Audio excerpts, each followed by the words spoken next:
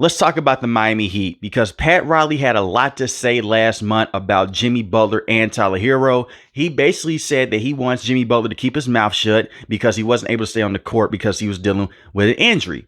And he also said that Tyler Hero has been too fragile as well over the last couple of years. I will say this about Pat Riley. He's going to go down to one of the best coaches of all time, one of the best basketball minds of all time. This is one of the situations I disagree with him on. Over the last couple of years, the Miami Heat have done nothing to help out Jimmy Butler. Instead, just keep the same roster intact. The definition of insanity is to do the same thing over and over again. And that's what Pat Riley has done. It seems like he is not the same general manager that he once was many years ago. They have missed on free agent after free agent. And they have been very stingy with those draft picks and not wanting to trade Tyler Hero. And I understand Tyler Hero averages over 20 points a game, very good three-point shooter, and the playmaking ability has gotten better. But the main consistent with the Miami Heat over the last couple of years has been Jimmy Butler and Bam Adebayo. That's it.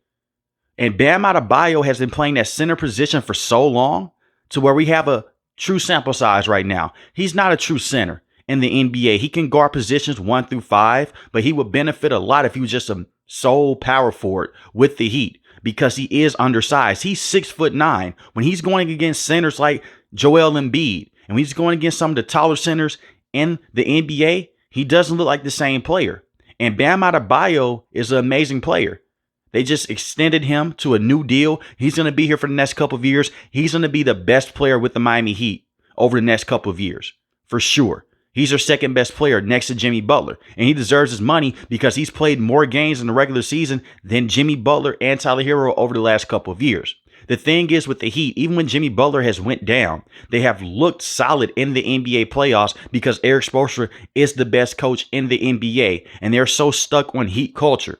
And the Heat culture is a real thing. Because you look at a bunch of guys that are undrafted free agents. They come in, they have a lot of success. Caleb Martin had a lot of success with the Heat in the NBA playoffs. The same with Gabe Vincent. They go elsewhere, they don't look the same. But the problem is this, when you're going against teams like the Denver Nuggets, like how you did a year ago in the NBA Finals, they have more talent than you, even though Eric Spoelstra is a better coach than the coach that the Nuggets have. Then you also go back a couple of years ago when they made the NBA Finals in the bubble against the Los Angeles Lakers. Now, I understand Goran Dragic went down with a foot injury. Jimmy Butler had to basically carry them over the hump. Then Bam Adebayo went down. That is all true. But you have to go out there and bring in more talent. Over the last couple of years, Pat Riley has done nothing to help out this team. Instead of just going out there in the NBA draft and just picking guys up. Their biggest free agency move in the Jimmy Butler era has been Kyle Lowry. They gave him a 3-year, $90 million deal. And he was not the same point guard with the Heat that he was with the Toronto Raptors. He was behind his prime. And that's a bad contract. Duncan Robinson got a major extension a couple of years ago. That was a bad contract. They went out and they made a trade to go get Terry Rozier. Terry Rozier is a good basketball player, but he's similar to Tyler Hero. He doesn't really move the needle. And when you look at the Eastern Conference right now, this Philadelphia 76ers, they just went and got Paul George. They're pairing him up with Tyrese Maxey and Joel Embiid. You also look at the Cleveland Cavaliers. They have Donovan Mitchell, Darius Garland, Evan Mobley, and Jared Allen as well. On paper, they have more talent than the Miami Heat. The only thing that's keeping the Heat head above water is Eric Spoelstra and Jimmy Butler. That's it. So when you're taking these little subtle shots at Jimmy Butler for nothing, and I understand the regular season he coasts by, but part of that is because there's so many games in the regular season, he's trying to save himself for the NBA playoffs. And I do understand this. You don't want to be in the play-in tournament. Now, this was a couple of years ago when the play-in tournament didn't exist. The Miami Heat will always be a dangerous team, but you have to play more games when you get into the play-in tournament. Look at what happened this year. They went into the play-in tournament against the Philadelphia 76ers. They lost that game, and they barely lost it. Then Jimmy Butler goes down. They still defeat the Chicago Bulls, and they lose in 5 against the Boston Celtics. The fact that they got a game against the Celtics is amazing, and they did that on the road. The Miami Heat have great coaching and a great culture. Kind of mix the two words together, but they have the culture there, and it's in Miami. It's a great place to be.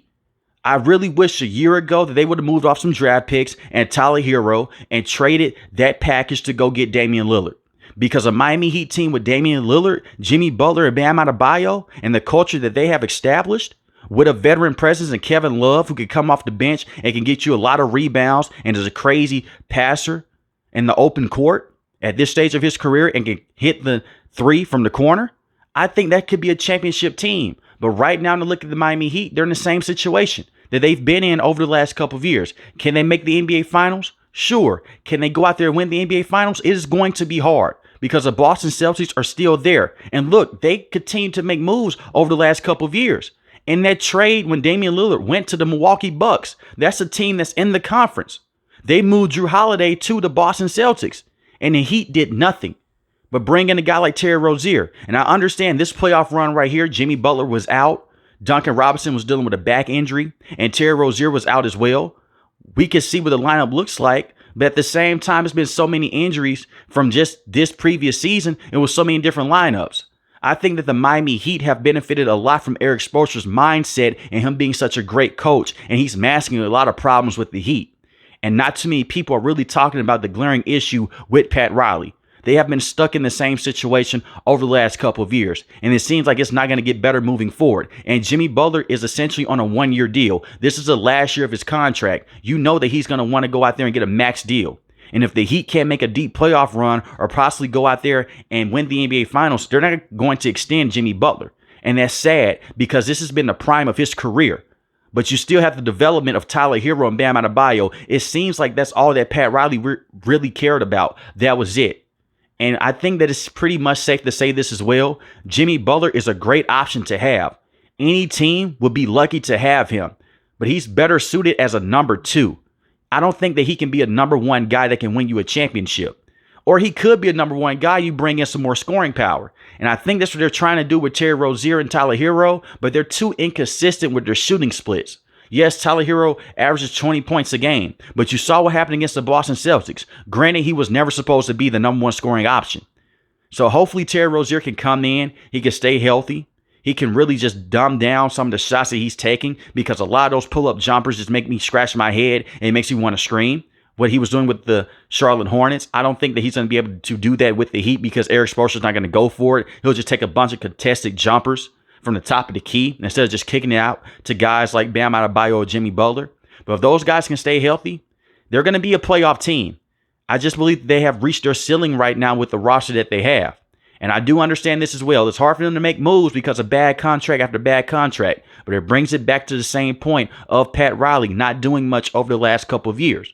But let me know in the comment section below, how do you guys feel about the Miami Heat? And have they done enough over the last couple of years to be a consistent threat in the Eastern Conference? Or do you guys believe that the Eastern Conference is just too good with the pieces that they have? If you're new to the channel, hit the subscribe button. If you like the video, hit the like button. I'm also going to say this as well. They did draft a very good rookie in last year's draft class, and Jaime Jaquez Jr. I don't want to forget about him. He is going to be a very good forward with this team moving forward, and I would not trade him. I know some people would love to see him be moved for another player. You could easily trade a guy like Tyler Hero because he's still young. He's 24 years old, and you're not going to lose as much. The thing is, with Jaime Jaquez, you have him next to Bam Adebayo, and if you can bring in another big man, that's a good trio in the front court with the Heat moving forward. So I like those pieces right there. I just don't believe that they just have enough. They're stuck in this murky situation. But until next time, guys, I want you guys to stay safe, stay positive. Thanks for watching the video, guys. God bless. Peace.